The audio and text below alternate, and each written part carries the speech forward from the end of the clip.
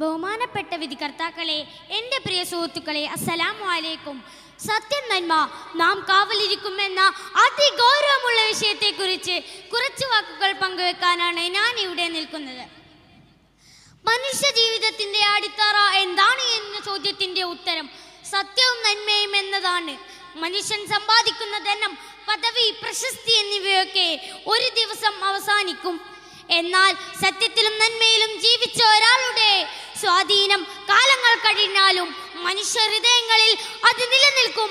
കവി കുമാരനാശാൻ പറഞ്ഞതുപോലെ, നന്മയാണ് നമുക്ക് നാഥൻ, നന്മയാണ് ലോകജയം. ഈ വരികൾ നമ്മെ ഓർമ്മിപ്പിക്കുന്നത് മനുഷ്യന്റെ യഥാർത്ഥ മഹത്വം അവന്റെ സ്വഭാവത്തിലാണ് എന്നതാണ്. ലോകം ഇന്ന് അതിവേഗത്തിൽ മുന്നോട്ട് പോവുകയാണ്. സാങ്കേതിക വിദ്യ വളരുന്നു, അറിവ് വർദ്ധിക്കുന്നു, സൗകര്യങ്ങൾ കൂടുന്നു. എന്നാൽ അതിനോടൊപ്പം സത്യവും നന്മയും നഷ്ടപ്പെടുവോ എന്ന ആശങ്കയും ഉയരുന്നു. കള്ളവാർത്ത, വഞ്ചന, സ്വാർത്ഥത, അസഹിഷ്ണുത ഇവ സമൂഹത്തെ മൂടിക്കെട്ടുന്ന ഇരുട്ടുകളായി മാറ്റുന്നു. ഇത്തരം കാലഘട്ടത്തിലാണ് നാം കാവലിരിക്കുമെന്ന് പറഞ്ഞ പ്രതിജ്ഞയ്ക്ക് വലിയ പ്രസക്തിയുള്ളത്. സത്യം ഒരിക്കലും സ്വയം നിലനിൽക്കില്ല. അതിനെ സംരക്ഷിക്കാൻ ധൈര്യമുള്ള മനുഷ്യർ വേണം. നന്മ ഒരിക്കലും സ്വയം വളരില്ല. അതിന് പ്രവൃത്തിയും കരുതലും വേണം. ചരിത്രം നമ്മെ പഠിപ്പിക്കുന്നത് സത്യത്തിന് വേണ്ടി നിലകൊണ്ടവരാണ് യഥാർത്ഥ വിജയികൾ. അന്ന് മഹാത്മാഗാന്ധി പറഞ്ഞ ഒരു വാക്ക് ഇന്ന് ലോകം മുഴുവൻ ആവർത്തിക്കുന്നു: Threat never damages, a ghost that is just. സത്യം ഒരിക്കലും നീതിയുള്ള ലക്ഷ്യത്തെ തകർക്കില്ല. അതുപോലെ തന്നെ APJ അബ്ദുൽ കലാമും പറഞ്ഞിരുന്നു. നിങ്ങളുടെ ജീവിതം എളുപ്പമാകാൻ വേണ്ടി ആഗ്രഹിക്കരുത്, നിങ്ങൾ ശക്തരാകാൻ വേണ്ടി പ്രാർത്ഥിക്കൂ. കാരണം സത്യത്തിലുള്ള ജീവിതം എളുപ്പമാകണമെന്നില്ല. ചിലപ്പോൾ സത്യം പറയുന്നവൻ ഒറ്റപ്പെടും, നന്മ പാലിക്കുന്നവൻ പരിഹാസത്തിനിരയാകും. പക്ഷേ ചരിത്രം ഒടുവിൽ ആദരിക്കുന്നത് അവരെയാണ്. ഒരു കുഞ്ഞു കള്ളം പറയാൻ പഠിക്കുന്നത് സമൂഹത്തിൽ നിന്നാണ്. ഒരു യുവാവ് അനീതിയിലേക്ക് വഴുതി വീഴുന്നത് ചുറ്റുപാടുകളിൽ നിന്നാണ്.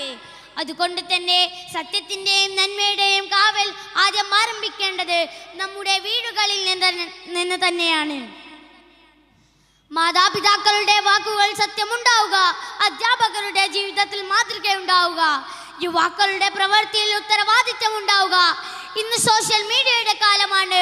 ഒരു വ്യാജ വാർത്ത ഒരു നിമിഷം കൊണ്ട് ലക്ഷങ്ങൾക്കിടയിലേക്ക് ആളിപ്പടരുന്നു.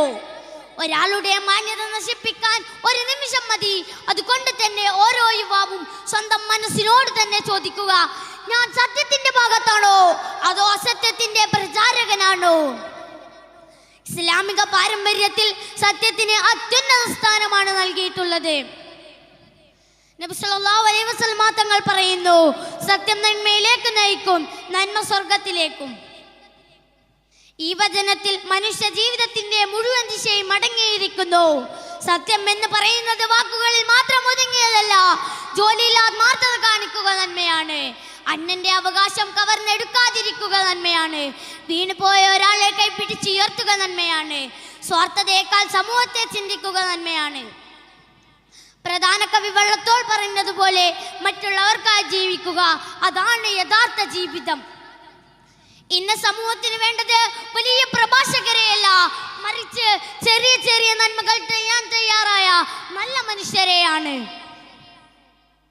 റോഡിൽ മാലിന്യം വലിച്ചെറിയാതിരിക്കുക മുതൽ വിശപ്പുള്ളവന് ഒരു ഭക്ഷണം നൽകുന്നത് വരെ ഓരോ നന്മയും സമൂഹത്തെ മാറ്റുന്ന ശക്തിയാണ്. പ്രിയ കൂട്ടരെ,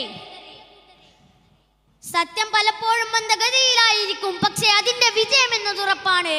അസത്യം ചിലപ്പോൾ വേഗത്തിലോടും, പക്ഷേ അതിന്റെ യാത്രയെന്നും ചെറുതായിരിക്കും. നന്മയുടെ വഴി കഠിനമായിരിക്കും, പക്ഷെ അതാണ് മനുഷ്യനെ ഉയർത്തുക. അതുകൊണ്ട് തന്നെ നമുക്ക് ഇന്നൊരു പ്രതിജ്ഞ എടുക്കാം: കള്ളത്തിന്റെ മുന്നിൽ മൗനം പാലിക്കില്ല, അനീതിയുടെ മുന്നിൽ തലകുനിക്കില്ല, നന്മ നഷ്ടപ്പെട്ട സമൂഹത്തെ നോക്കി നിൽക്കില്ല. സത്യത്തിന്റെയും നന്മയുടെയും കാവൽക്കാരായി നാം മാറും. അവസാനമായി ഒരു ചെറിയ വരിയും കൂടി പറഞ്ഞ് ഞാൻ അവസാനിപ്പിക്കട്ടെ. ഇരുളിനെ ശപിക്കുന്നതിനേക്കാൾ ഒരു വിളക്ക് കൊളുത്തുക മഹത്തരം. നാം ഓരോരുത്തരും ഓരോ വിളക്കാവുക. സത്യത്തിന്റെ വെളിച്ചവും നന്മയുടെ ചൂടും പടരുന്ന മനുഷ്യരാവുക. ഇത്രയും പറഞ്ഞുകൊണ്ട് ഞാൻ എൻ്റെ കൊച്ചു പ്രസംഗം ഇവിടെ നിർത്തുകയാണ്. വ ആഖിർ ദഅവാനാ അനിൽ ഹംദുലില്ലാഹി റബ്ബിൽ ആലമീൻ. അസ്സലാമു അലൈക്കും വറഹ്മത്തുള്ളാഹി.